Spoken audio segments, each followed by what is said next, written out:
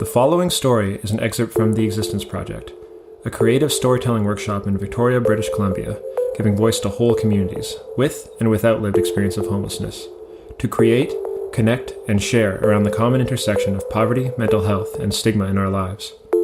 Tiffany Joseph tells an Indigenous recount of being gifted with the ability to learn languages easily, eventually making her the keeper of her mother tongue, one only spoken by approximately 9 people at the time of her birth. She is currently a dedicated language and cultural revivalist of the Sďwx people. Good day, everyone. My name is Tiffany Joseph. I'm from Sďwx. SÁNEĆ is the anglicized way of referring to our people. And we are the saltwater people. We're also known as the saltwater people. And we're also known as the emerging people.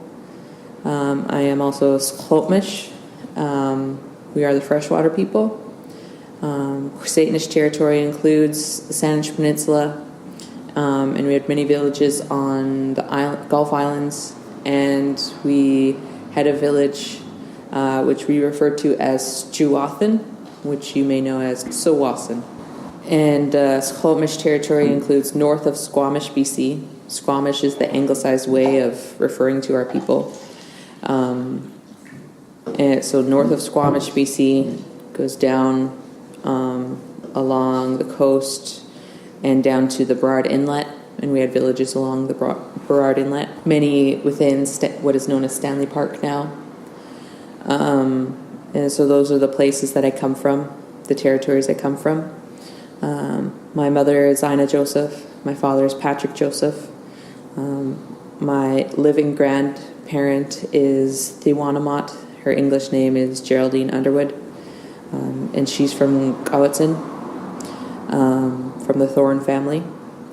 My late grandparents are Sďwx i Sňchim i Willard Joseph. So Sďwx was George Underwood, so I'm from the Underwood family in Sďwx.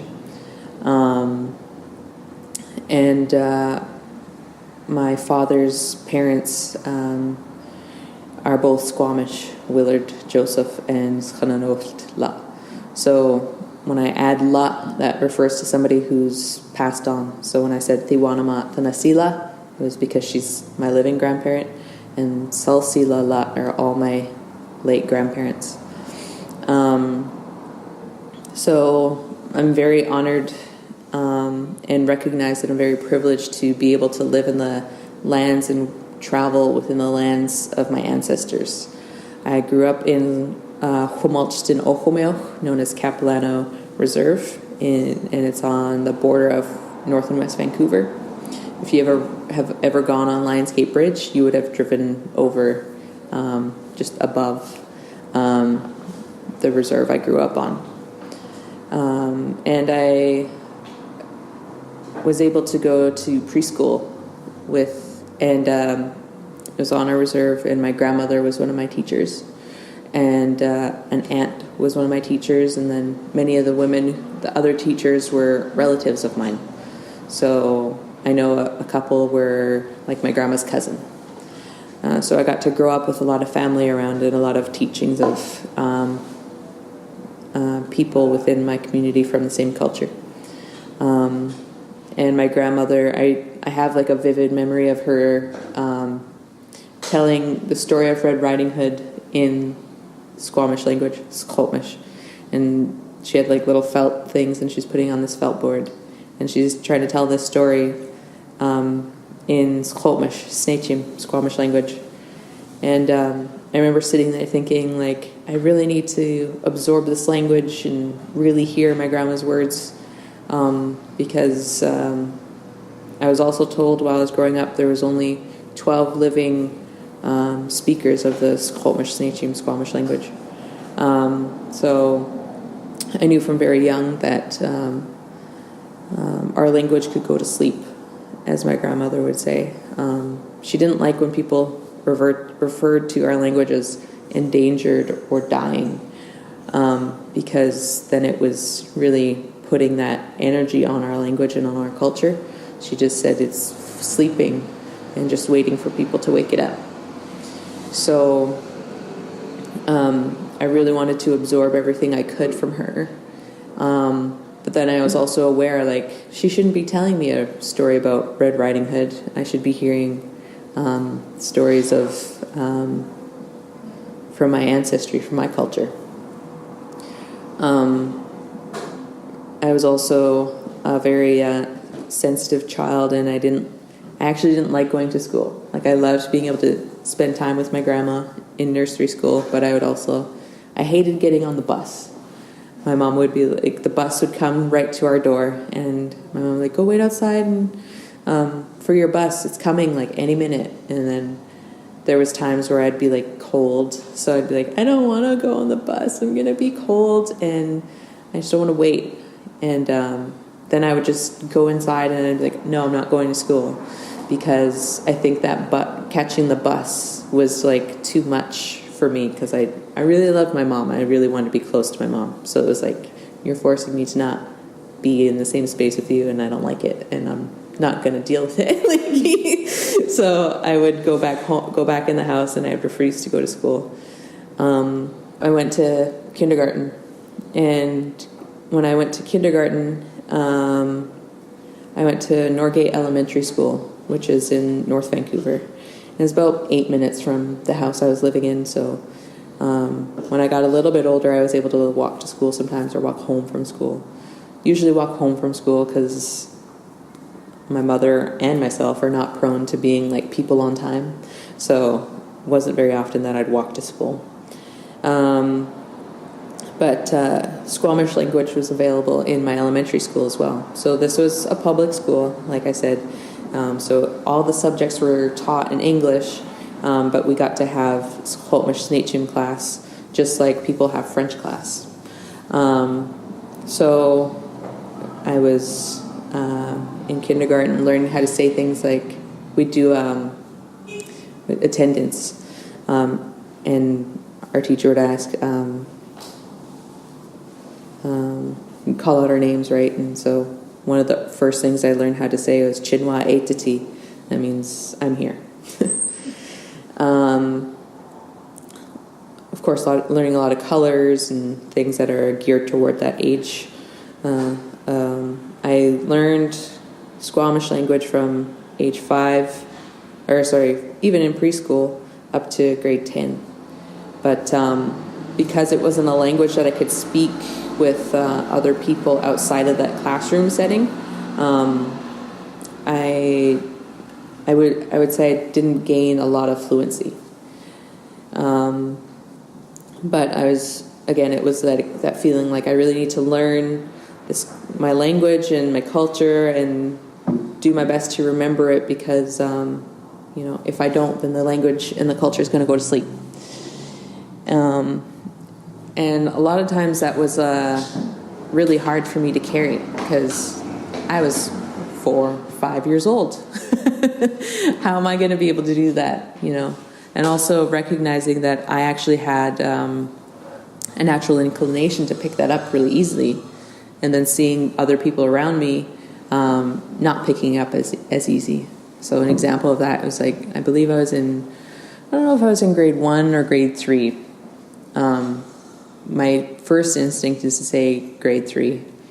And my class was having, they had to do a makeup of their French work. So they're like, we're going to do a French makeup class.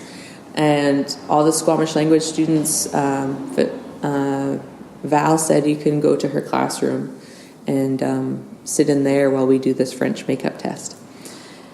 So we walk down the hallway. We go sit at a little round table, because I remember there's like big tables like high like these ones that people would sit at, but then they made us sit at a smaller table, and we're sitting there, and I felt like, I'm supposed to be quiet because this is another class's class. And so part of the sort of ritual, I guess you could say, was that we get asked Stamti Squalti, and that's what day is it today? We'd be asked that in Sխwx. And so everyone was quiet around me.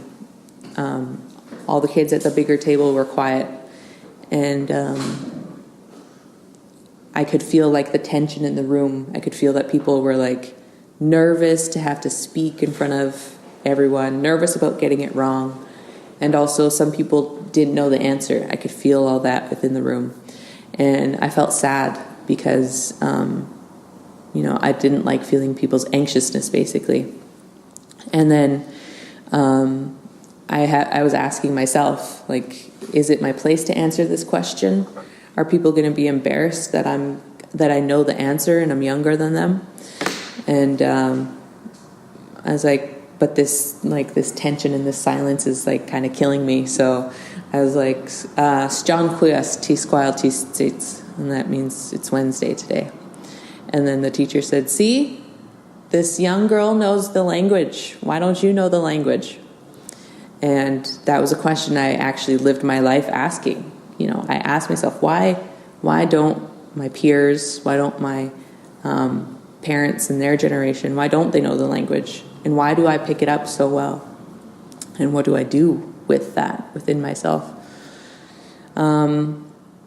So when I got a little bit older, I think I would say it was around grade 6, another of my language teachers was in a video. And the video was to really show the world that our language is something that really there needs to be resources put in place to help us revitalize our language. And in the movie, she's crying because she knows, like, from what I know of a person, from kind of what I remember, is that she was given so much in terms of the language and the culture and teachings, and she was doing her best to be able to teach everyone, but it really is something that could get lost. And that really touched my heart. Again, I felt rather sad, and I was, again, that feeling like I have to do something. I have to be able to take some sort of action to contribute to this.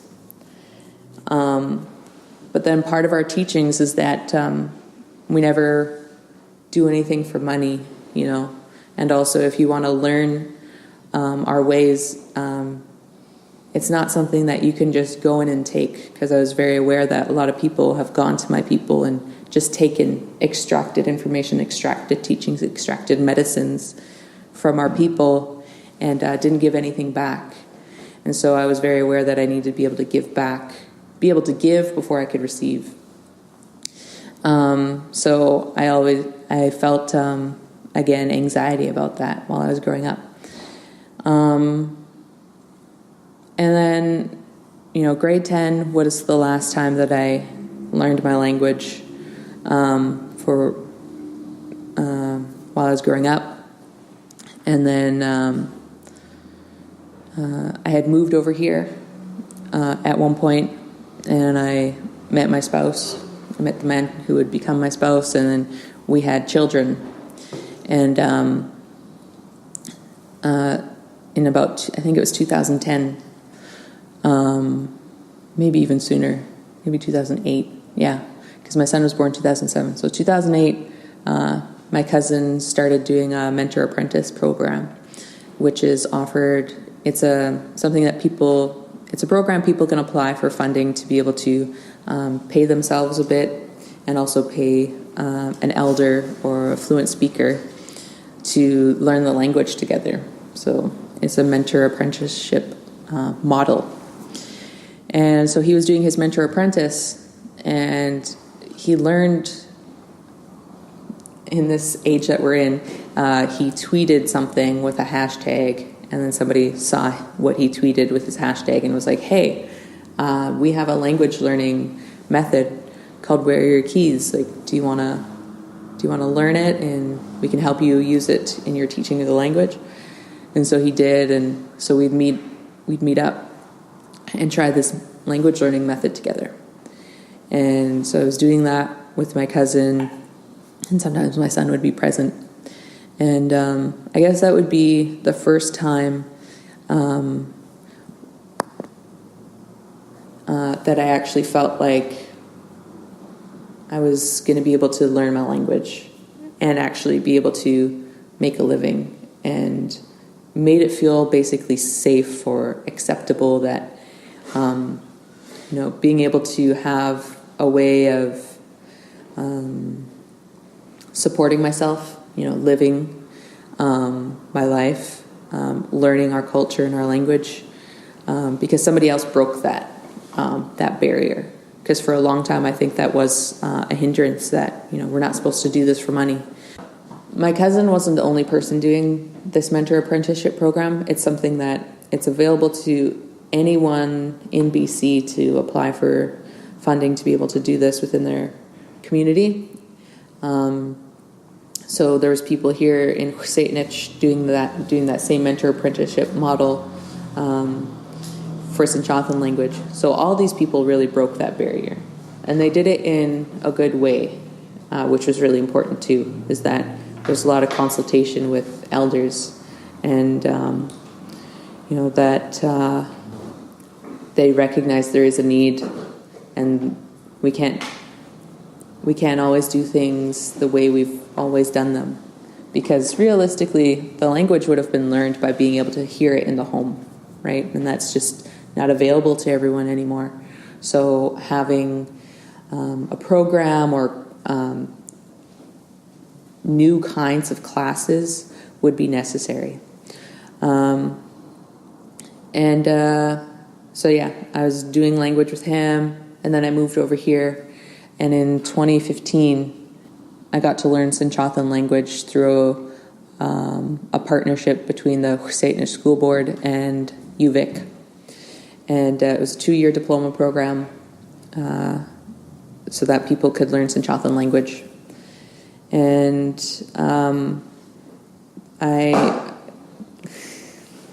I got to learn a lot of Sňchim language. And again, my teachers were my family. My first cousin, he's in our language, he'd be my Sďwx. Sďwx is an older sibling or cousin. And to really explain that, it's that he's not just my older cousin by the year he was born, the time he was born. He's my older cousin also because his dad is my mother's older brother. So my mom has all her brothers and sisters that have had children. Only one is younger than her. So all of my cousins, besides from my Auntie Rhonda, are my Sďwx, even if they're younger than me. So that's how our kinship model and our kinship terms work. And even my cousin James, who's one of my Sďwx, which is the younger sibling or cousin, my little sister who's younger than him is still his Sďwx. Literally everyone in our family is his Sďwx except for his own siblings who are younger than him. Through the program, I got to get a really strong connection to my roots in ways that I previously hadn't experienced. The way I connected and learned my culture was in school, was in the preschool, elementary school, and high school in those language classes. But I also learned through going to funerals a lot with my father. That's where a lot of our culture is shared. So even then, a lot of the cultural teachings that I learned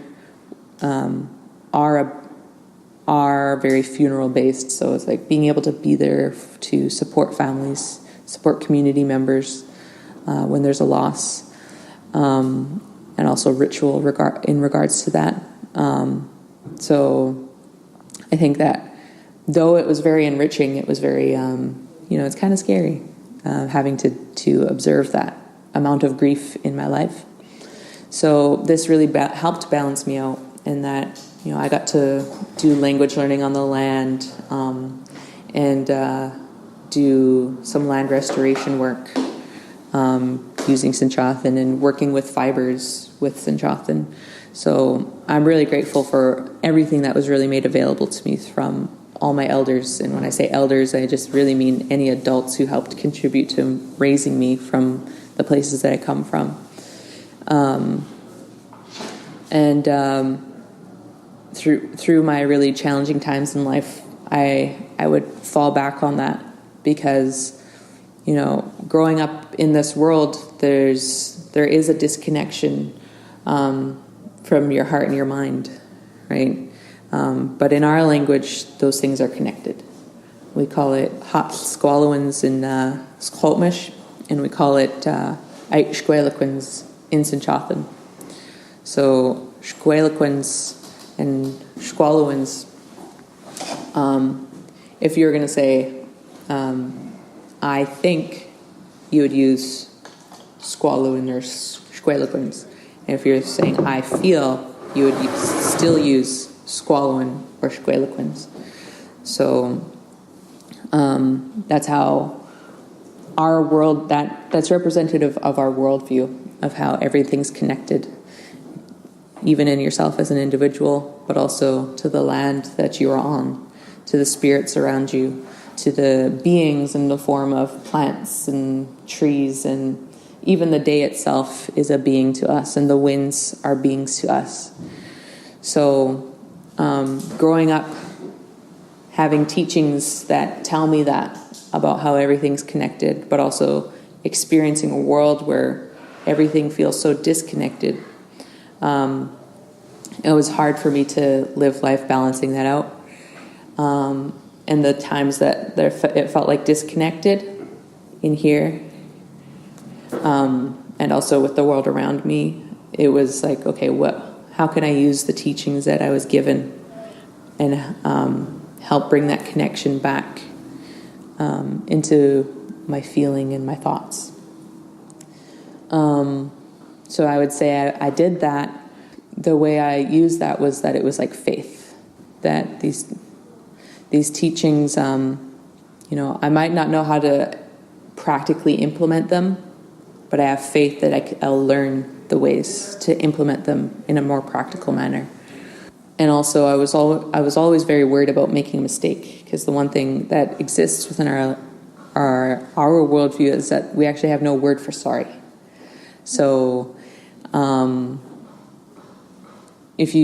way I was taught is like, well, what do you do if you do something where you should say sorry? It's like, well, you just don't do it again. Right? So, but I had a goal to not have to make a mistake, but, that's very limiting, right? You actually learn a lot through mistakes, and I had to grow into that. And also, the way I found that out was by looking at stories my elders had told me. I'm like, oh, you broke the protocol there, but you got through that mistake. You learned how to respect those protocols even better.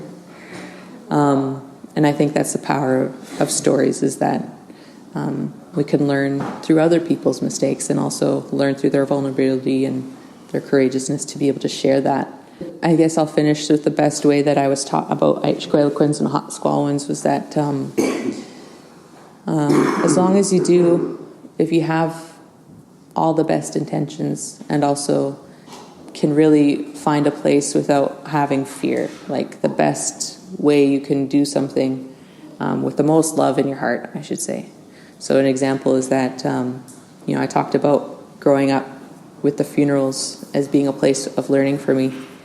Something we were taught was that when somebody passes away, in our way prior to contact, somebody was, people were allowed to grieve for some people it was 1 year, but for a lot of people it was for 4 years. So imagine somebody took care of you for 4 years when you lost somebody. That was a way we fostered Skszwx. And so even though it's, Skszwx, people think, oh, you mean like positive thinking and affirmations? No, it means how can you take every action in the most loving way possible. And so my culture recognized that if you have to not cook and not do work to have good feelings, we're going to support you in that period of time so that you can move through that grief rather than get stuck in it. And I would say that I had a lot of grief for at least the first 20 years of my life, and my parents held space for that. They never, I talked about my mom wanting me to go on the bus, and I'd say, no, I'm going back in the house. There's a lot of my life that I went back in the house. And my parents didn't really try to force me to conform to this school schedule or any expectations of the world outside. And I'm really appreciative for that. And I think it allows me now that I feel like I can create and produce and contribute to the world, that I have the most amount of love available in all the work that I do. Sďkwan na Sďkwan.